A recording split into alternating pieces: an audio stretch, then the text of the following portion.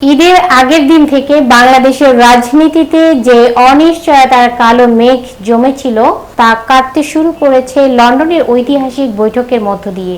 আর এই বৈঠকের নেপথ্যে কারিগর সমঝোতার প্রতীক বিএনপি চেয়ারপারসন বেগম খালেদা জিয়া। রাজনৈতিক বিশ্লেষকদের মতে তার বিচক্ষণতা, প্রজ্ঞা ও দায়িত্বশীল ভূমিকার কারণেই দেশ এক ভয়াবহ সংঘাত থেকে রক্ষা পেয়েছে। 6 জুন প্রধান উপদেষ্টা ডক্টর মোহাম্মদ ইউনূস আকস্মিকভাবে এপ্রিলের প্রথমার্ধে জাতীয় নির্বাচনের ঘোষণা দেন। বিএনপি সহ অধিকাংশ রাজনৈতিক দল যখন ডিসেম্বরের মধ্যে নির্বাচন দাবি করে আসছিল, তখন এই ঘোষণার সৃষ্টি হয় চরম উত্তেজনা।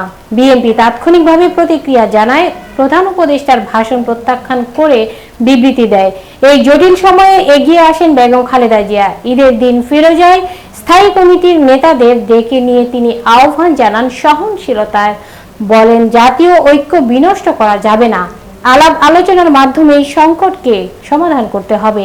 তার পরামর্শে আন্দোলনের প্রস্তুতি স্থগিত হয় এবং লন্ডনে হয় তারেক রহমান ও ডক্টর ইউনূসের আলোচিত বৈঠক। সেই বৈঠকে তারেক রহমান শুরুতেই বলেন, আম্মা আপনাকে সালাম জানিয়েছেন।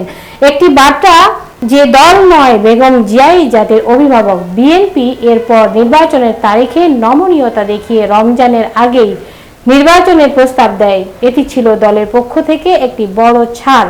রাজনৈতিক বিশ্লেষকরা বলেছেন, দেশের সবচেয়ে বড় রাজনৈতিক শক্তি বিএনপি এবং এই শক্তিকে সংঘাতের পথে না গিয়ে আলোচনার পথে এনেছেন বেগম খালেদা জিয়া। জনগণের কল্যাণকে সর্বোচ্চ অগ্রাধিকার দিয়ে বারবার আপোষহীন থেকে দেশকে পথ দেখিয়েছেন তিনি। এবারও তার ব্যতিক্রম হয়নি। ইতিহাস বলছে এটাই বেগম জিয়া, জাতির কাণ্ডারি।